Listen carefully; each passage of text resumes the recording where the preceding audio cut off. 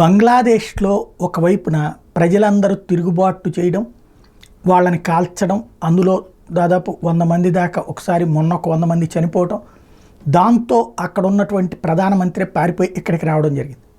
బ్రిటన్లో అంతకంటే దారుణమైనటువంటి పరిస్థితి ఉంది. కాబట్టి ఆ ప్రధాని ఎక్కడికి పారిపోవట్లేదు, అంతే తేడా.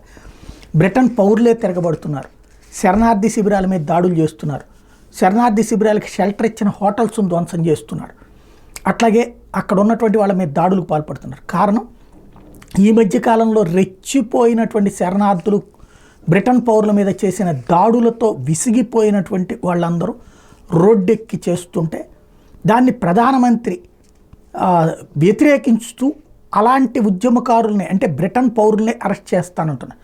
దాంతో మరింత ఆగ్రహించినటువంటి వాళ్ళందరూ రోడ్డెక్కారు. తాజాగా Manchester, Nottingham, Belfast, Bristol, Liverpool, Hull ఈ ప్రాంతాలంతా కూడా రచ్చ నడుస్తూ ఉంది ప్రస్తుతం.